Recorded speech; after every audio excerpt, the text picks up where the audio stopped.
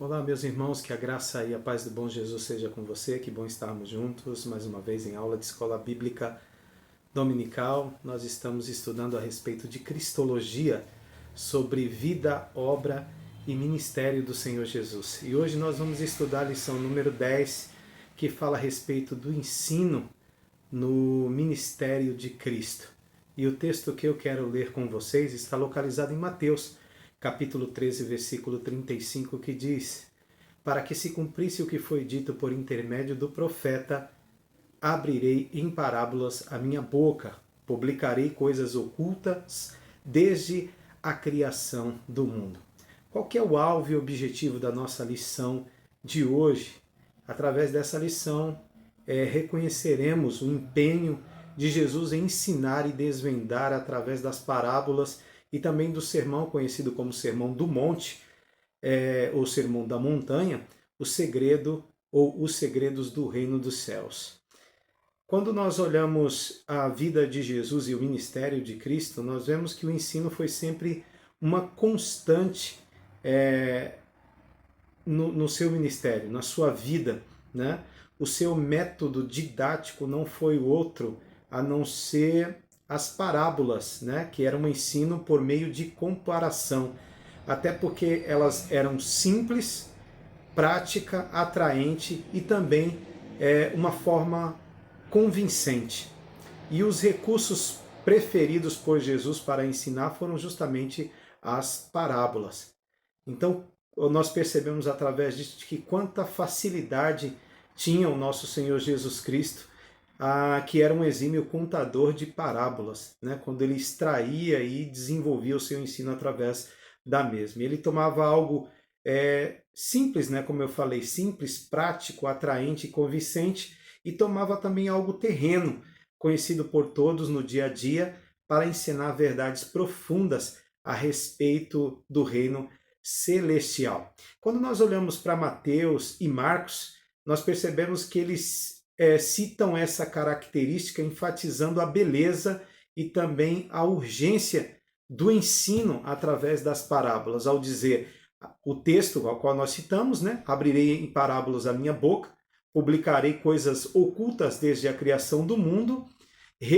Reuniu-se ali então numerosas multidões a ele, de modo que entrou num barco, onde se assentou, afastando-se da praia. Assim lhes ensinava muitas coisas por parábolas, e sem parábolas não lhes falava. Então o ensino da palavra para a salvação, ela continua sendo o programa de Jesus Cristo, mesmo após a morte, a sua morte e a sua ressurreição, como ordem prioritária para os apóstolos e sua igreja, o tempo todo e por todos os lados. Então, sempre ensinando, instruindo através das parábolas. Primeiro ponto da nossa lição, nós vamos falar um pouco a respeito do reino de Deus. No Evangelho de Mateus, fala mais de reino dos céus, enquanto Marcos e o Evangelho de Lucas falam mais a respeito do reino de Deus. Daí, talvez alguns até pensarem haver a existência de dois reinos, um na esfera espiritual, que é no céu, morada de Deus e seus anjos, e outro que abrange só a esfera do universo físico, dos astros, aves e animais. Quando falamos isso, falamos sobre a obra criada. Então, quando olhamos isso, essa dificuldade nessa compreensão, nós percebemos que não é nada disso.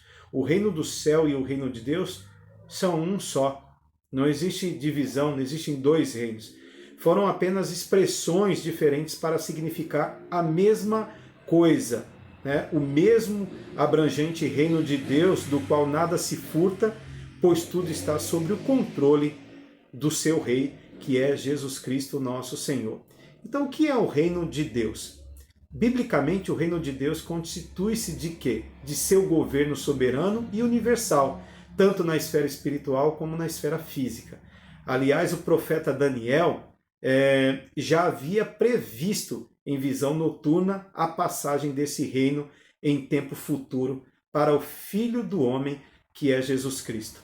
A ele caberá então reger com firmeza e eternamente porquanto se trata de um reino que é um reino indestrutível, que é um reino eterno, segundo Daniel capítulo 7, versículo 13 e o versículo 14. Ainda que no momento a terra esteja politicamente dividida em reinos e em poderes humanos, não há de ser assim para sempre. Um dia tudo isso vai ter um fim. Então, ao iniciar o ministério, João Batista e Jesus já anunciavam a proximidade e a chegada do reino de Deus, mostrando que para entrar nele, o arrependimento dos pecados era fundamental a qualquer aquele que se interessasse em fazer parte desse reino. Por certo, o reino de Deus ele é bem diferente dos reinos humanos. Por quê? Porque é abrangente e não se limita ao globo terrestre, mas inclui tudo que houver no incomensurável universo e se tornará para Cristo na sua vinda. No momento, então, o mundo está posto no maligno e o reino de Deus se limita na esfera espiritual. Atua entre os homens e no coração também de cada um de nós, crentes no Senhor Jesus. Então sabemos que o reino, então, não é comida, nem é bebida, mas é justiça, paz e alegria no Espírito Santo. Então, somente o som da última trombeta, os reinos do mundo retornarão para o nosso Senhor. E as parábolas do reino? Vamos falar um pouco a respeito delas? As parábolas têm a função de quê? De instruir, de ensinar. E além disso também, elas profetizam.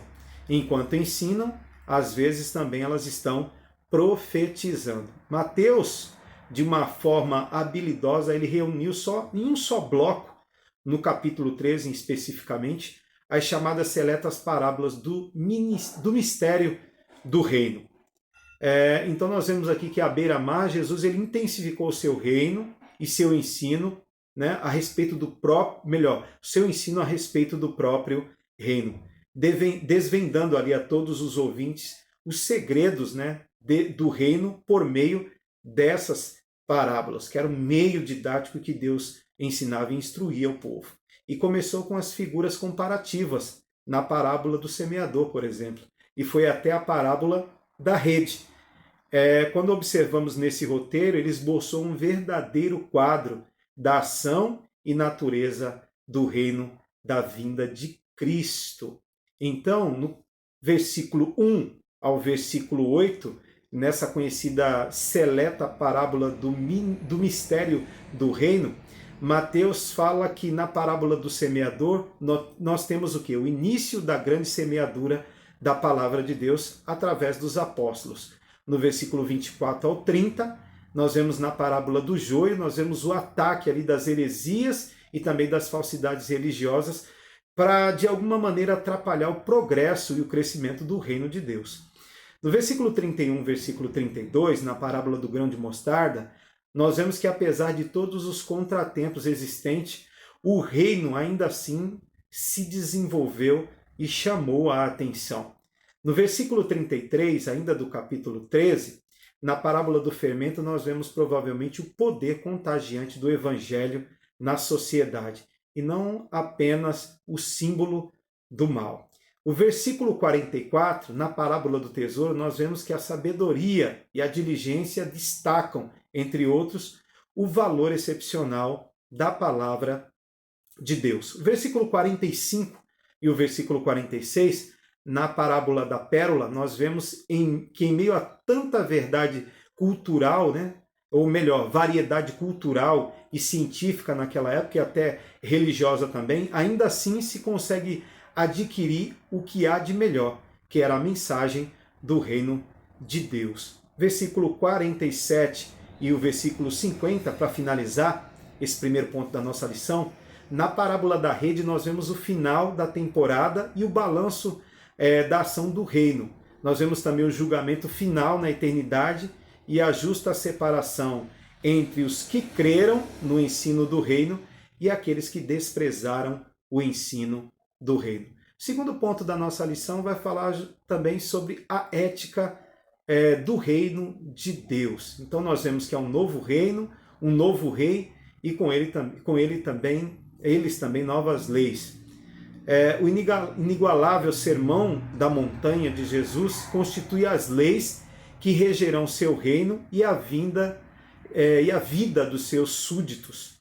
O reino não é para ser remendo de pano novo em vestido velho, pois a sua essência veio para mudar e também para ser diferente, segundo Mateus capítulo 9, versículo 16. Então a gente percebe com isso que a ética do reino requer uma prática, um exercício do bom comportamento no cumprimento, então, de bons costumes e deveres para com Deus e também para com o próximo, demonstrando assim uma conduta irrepreensível, não com a finalidade de obter salvação, mas isso se trata justamente do caráter da nova criatura, daqueles que foram alcançados pelo Evangelho de Jesus. Então serão seus súditos no reino os que se submetem a esse novo ensino, a essa nova forma de viver, ainda mais exigente do que a social. Eles demonstram então as essenciais qualidades cristãs e são dignos das bênçãos, das bem-aventuranças que são prometidas. Então, nesse manifesto do rei, nós observamos que o amor ele é fundamental e também o ponto central, pois é no amor que se cumpre toda a lei e também se cumpre os profetas. E isso é a regra áurea do cristão, que é súdito do reino de Deus. Então, além do código de ética e preceitos, o magistral sermão é também uma cartilha de valiosas instruções e também valiosos ensinos, onde nós podemos ver e compreender melhor esse sermão do monte e extrair ensinos especiais para a nossa vida, do capítulo 5 ao capítulo 7 de Mateus. Então, vale a pena lê-los todos para obter melhor compreensão desse assunto. Então, para os desinteressados e opositores, os ensinos de Jesus não tinham tanta clareza e eram obscuros, mas para os discípulos e as multidões interessadas na palavra da vida, que eram proferidas pelo próprio Cristo, era a luz que iluminava e encantava e também instruía. Então, nós vemos então, através do texto de Mateus capítulo 5 até o capítulo 7, onde se fala e se relata ali o sermão da montanha, o sermão do monte. Então, ao encerrar esse sermão ali, que é magistralmente conhecido, o mestre deixa então os ouvintes nas entrelinhas as seguintes orientações e instruções, não só para eles, mas também para a nossa vida. O versículo 13 ao versículo 14, nós vamos ver que é importante fazer uma escolha sábia para a vida, entre os dois caminhos, o estreito e o largo. O versículo 17 ao 19, nós vamos ver que a semelhança da boa árvore, que nós possamos dar bons frutos na vida espiritual e não esperar o castigo eterno. No versículo 24 ao 27 e o 28 ao 29, nós vamos perceber que a fé firmada no verdadeiro fundamento espiritual suporta não só as tempestades e as provações da vida.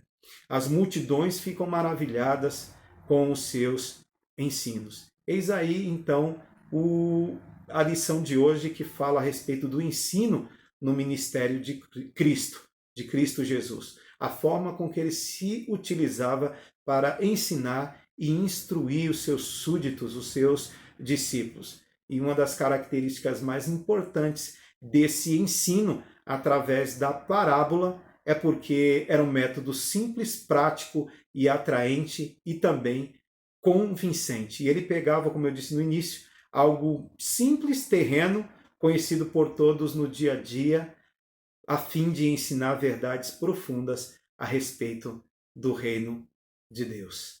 Amém, queridos? Que Deus abençoe grandemente a sua vida e que você possa ter um domingo abençoado em nome do Senhor Jesus. Amém.